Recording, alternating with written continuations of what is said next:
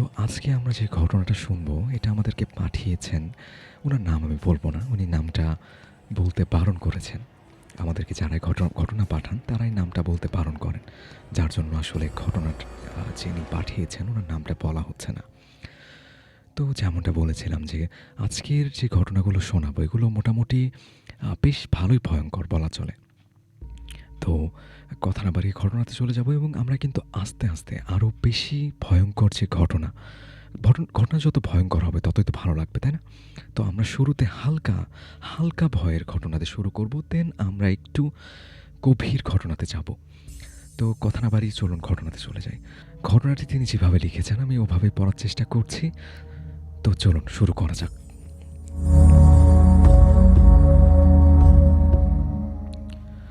আমার বয়স তখন মাত্র ৭ বছর। একদিন ভোর ঘুম থেকে উঠে দেখি আমার পাশ থেকে যেন কেউ একজন উঠে চলে যাচ্ছে। আমি নিশ্চিত ছিলাম যে সেটা আমার আম্মু। কারণ রাতে আমি আমার আম্মুর সাথে ঘুমিয়েছিলাম। তখন আমার প্রস্রাবের চাপ ছিল, তাই আমিও উঠে আম্মুর পেছনে চলতে লাগলাম। বাসাটা ছিল নতুন, আর বাথরুমটাও ছিল একটু দূরে। আমার বাথরুমে আমরা বাথরুমের দিকে যাচ্ছিলাম। পাশে ছিল একটা পুকুর, আর পুকুরের ধারে ছিল একটা উঁচু জায়গা। কিন্তু সেই উঁচু জায়গা থেকে কেমন যেন আওয়াজ ভেসে আসছিল। সেই আওয়াজগুলো ছিল এমন, ও ওদিকে যেও না, ওদিকে যেও না, ও তোমাকে শেষ করে দেবে, ওদিকে যেও না। আওয়াজগুলো ছিল এমন। কিন্তু আমি ঘুমের মধ্যে ছিলাম, এক কথায় ঘুমের ঘরে ছিলাম। যার জন্য আসলে আমি কিছু বুঝতে পারছিলাম না। কিছু বুঝে ওঠার আগে আমি সেই আমার আম্মুর পেছনে আমি যাচ্ছিলাম, বা আমি তো সেটাই ভেবেছিলাম যে এটা আমার আম্মুই হবে। তো তারপরে আমি বাথরুমের দিকে যাচ্ছিলাম।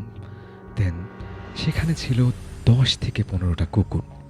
জড়ো হয়ে তারা একসাথে যেন চিৎকার করছিল। হঠাৎ কুকুরগুলো আমাকে দেখে ভয় পেয়ে গেল এবং আমাকে দেখে তারা দৌড়াতে শুরু করলো। সেই কুকুরগুলো আমাকে দেখে দৌড়াচ্ছিল নাকি আম্মুকে দেখে দৌড়াচ্ছিল, আমি আসলে বুঝতে পারছিলাম না। আমি তখন আধো ঘুমেছিলাম, ভয় পেয়ে গেলাম। ভয়ে হঠাৎ চমকে উঠে তাকিয়ে দেখি পাশে তো কেউ নেই, আম্মু নেই। চারদিকে একদম গভীর অন্ধকার। আমি দৌড়ে ভয়ে রুমে ফিরে গেলাম। এসে দেখি আম্মু নামাজ পড়ছেন। আমি তো একবারে হতবাক। তাহলে আমি কার পেছনে গেলাম? নামাজ শেষ হওয়ার পর আম্মুকে আমি সব কিছু খুলে বললাম। উনি বললেন, দেখ মা, এগুলো তোর মনের ভুল, এগুলোকে তোয়াক্কা করিস না, এগুলো ভুলে যা। উনি তখন আমার জন্য কোরআন পড়ে দোয়া করছিলেন। অথচ একটা ব্যাপার যে তিনি নিজেই বলেছিলেন যে এগুলো এগুলো কিছু না, এগুলো বাদ দিয়ে দে। দেন তিনি বললেন, আমাকে দোয়া করে দিলেন তিনি। এর পরের দিন আমি খুব ভয়ে ছিলাম, খুব চিন্তায় ছিলাম। সেদিন রাতে পুকুরের সেই উঁচু জায়গা থেকে যেমন আওয়াজ ভেসে আসছিল, প্রত্যেকটা রাতে সেরকম আওয়াজ ভেসে আসতো। তবে হ্যাঁ, এই ঘটনার প্রভাবটা ছিল বেশ খানিক দিন পর্যন্ত। আস্তে আস্তে আমি স্বাভাবিক হওয়া শুরু করলাম। বাবা একদিন হুজুর ডেকে আনলেন এবং হুজুর অনেক ঝাড়ফুঁক করে দিলেন আমাকে। আস্তে আস্তে স্বাভাবিক হয়ে গেলাম। তো হ্যাঁ, এই ছিল ঘটনা। এবং ঘটনাটি যিনি লিখে পাঠিয়েছেন, উনি তার নামটা যেহেতু লেখেন নাই, তাই আমি নামটা প্রকাশ করতে পারছি না। এবং ঘটনাটাতে তেমন একটা ভয় ছিল না। হ্যাঁ, ঘটনাটাতে তেমন একটা ভয় ছিল না। তবে এরপরে আমি যেই ঘটনাটা শোনাবো, এটাতে অবশ্যই বেশ ভয়ংকর কিছু ঘটনা, দৃশ্য যেটাকে বলে, সেটা থাকবে।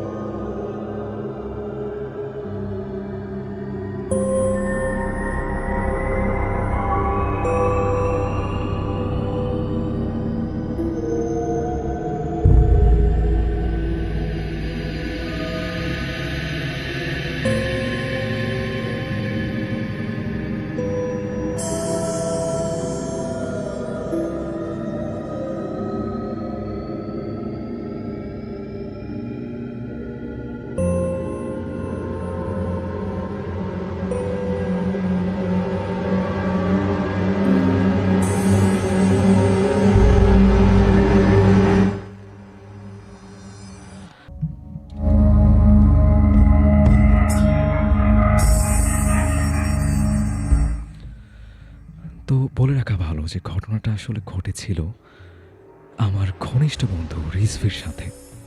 আমি আমি নিজে ছিলাম তার সাক্ষী। তখন আমরা দুজনেই ক্লাস 10-এর ছাত্র। রিজভির বাবা হঠাৎ ঢাকার পুরান পল্টনের এক পুরানা দোতলা বাড়িতে ওঠেন। বাড়িটার পাশেই আরেকটা পুরনো মসজিদ, আর তার পেছনে ছিল কিছু কবর, যেগুলো ছিল অনেক দিন আগের। নাম ফলক খোলা, কেউ আর সেখানে আসে না। রিজভির ঘরের জানালাটা ঠিক সেই কবরের দিকেই খোলা। প্রথম দিন সে মজা করে বলেছিল, ভাই, রাতে যদি কেউ কবর থেকে উঠে দাঁড়ায় জানালার সামনে। আমি হেসেছিলাম। এখন মনে হয় ও বলেই যেন ডেকে এনেছিল ওকে, সেই সত্তাকে। প্রথম রাতে কিছু বদলালো।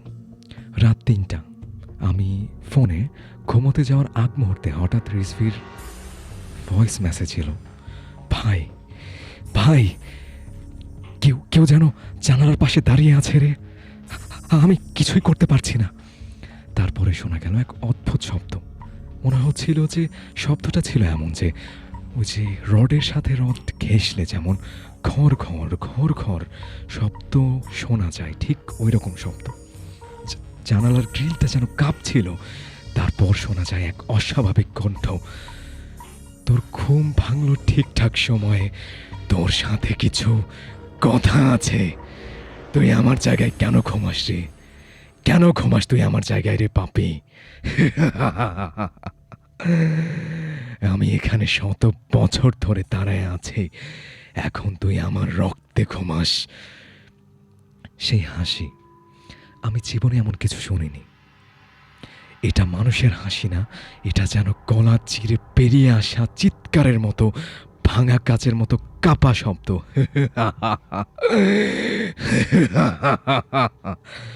ঠিক এইরকম বা এর চেয়েও ভয়ঙ্কর। তারপর সে বদলে যেতে লাগলো। রিজভি ক্লাসে আর আসে না। আমি একদিন সাহস করে তার বাসায় যাই। ওর মা কান্নাকাটি করে জানায়, বাবা, রিজভি রাতে তার জানলার দিকে তাকায় থাকে বাবা, বলে কেউ তার নাম ধরে ডাকতেছে। আমি তার ঘরে গিয়ে দেখি ও বিছানায় বসে জানালার দিকে চেয়ে আছে, ঠোঁট নড়ে কিন্তু কোনো শব্দ নেই। আমি ডাকার পর হঠাৎ তার মাথা একপাশে কাত হয়, চোখ ফাঁকা, লাল হয়ে আছে, ঠোঁটে বিকৃত হাসি, গলায় কুঞ্জন।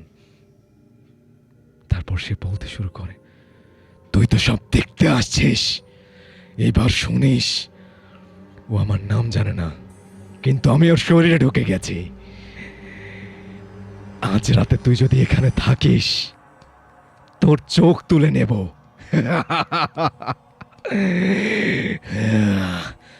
ঠিক এইরকম শব্দ ভেসে আসে। আমি আতঙ্কে পেছনে সরি। শব্দটা ছিল এতটাই ভয়ঙ্কর, সেটা শব্দে প্রকাশ করা সম্ভব নয়।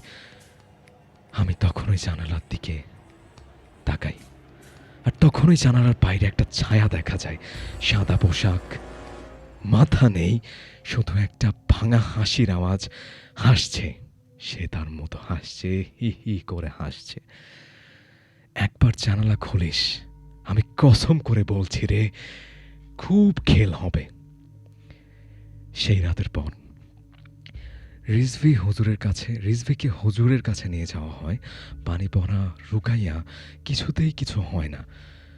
রাত 3টা যখনই বাজে, সে বিছানা ছেড়ে জানালার দিকে হাঁটতে থাকে। একদিন তো জানালা ঘুরে চিৎকার করে, আমি তোকে ডাকছি রে, আয়, আমি ভয় পাই না, আয়, এইদিকে আয়। সাথে সাথে সে জানালায় ঝাঁপ দেয়। ভাগ্যক্রমে জানালার গ্রিল ভেঙে পড়ে না, কিন্তু ওর কপাল ফেটে যায়, রক্তে ভিজে যায় ঘর। চিন্তা করতে পারেন, সে একজনকে যাকে সে দেখতে পারছে না, তার দিকে কণ্ঠাস্বর ভেসে বলছে যে আয়, আমি তোকে ভয় পাই না, এবং সে তার মাথা ঘুচিয়ে রক্ততে গোটা ঘর মেখে যায়।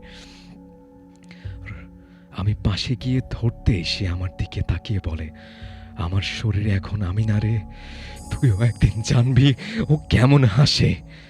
আর হ্যাঁ, ওর নাম জেনে ফেলিস না কখনো। তুই নাম জানলেই তোর তোর ছায়া আর তোর সাথেই থাকবে না, তোর ছায়া আর তোর সাথে থাকবে না, কাঁদো কাঁদো গলায় বলতে শুরু করে। শেষ রাতে ঘটল ভয়ঙ্কর কিছু ঘটনা। এক রাতে আমি আর 2-3 জন হুজুর মিলে ওর ঘরে দোয়া পড়ছি। হঠাৎ বাতি নিভে গেল, অন্ধকারে শোনা গেল জানালার ঝিল খুলে যাচ্ছে। একটা ফিস ফিস শব্দে ভেসে আসছে একটা কণ্ঠ, তোমরা ভেবো না, কোরআনের শব্দে আমি পড়ি, আমি তো আগুন থেকে এসেছি। আজকে আমি কাউকে নিয়ে যাব, তুই না রিজভি। কণ্ঠটা পরিবর্তন হতে শুরু করলো। সে বলছিল, আজকে আমি কাউকে নিয়ে যাব, তুই না রিজভি, না তোর ওই নামধারী বন্ধুরে। সবাই কাঁপছিল, কোরআন পড়া থামেনি, কিন্তু ঘরটার যেন আগুনের গন্ধ ছড়িয়ে পড়ে। ঘরের আয়নাটা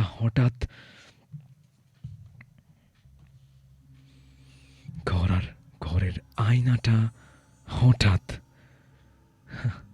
এরকম একটা দৃশ্য দেখা যাচ্ছিল।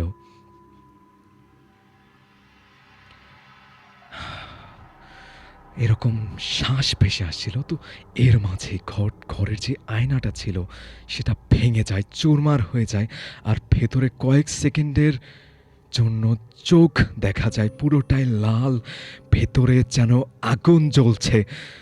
এরপর রিজভি ঠিক হয়েছিল, কিন্তু সে আজও রাতে একা ঘুমায় না। জানালা সবসময় বন্ধ, আয়না ঢেকে রাখে কাপড়ে, কারণ সে আয়না দেখলে চিৎকার শুরু করে। আয়নাতে কি যেন আছে, বলে যে দেখ ও পাশে কি যেন আছে, ও পাশে কি যেন আছে, আমাকে বাঁচাও, আমাকে রক্ষা করো। সে এরকম করতে শুরু করে।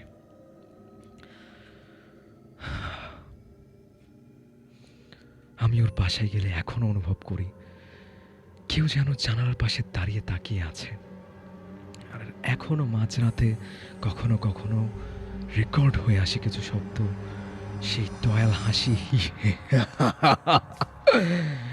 খেলাটা তো শেষ হয়নি রে। তো ঘটনাটা এখানে শেষ। এখন ঘটনাটা পড়ার পরে আমার নিজেরই অনেকটা অস্বস্তিকর লাগছে। সুপ্রিয় শ্রোতা, আপনাদের কাছে ভিডিওটা কেমন লেগেছে বা আজকের ঘটনাগুলো কেমন লেগেছে অবশ্যই কমেন্ট বক্সে জানাবেন, এবং যদি ভালো লেগে থাকে তাহলে অবশ্যই ভিডিওটাতে লাইক করে দিবেন এবং চ্যানেলটাকে সাবস্ক্রাইব করে দেবেন, এবং যদি সম্ভব হয় তাহলে অবশ্যই ভিডিওটাকে শেয়ার করে দেবেন। ধন্যবাদ।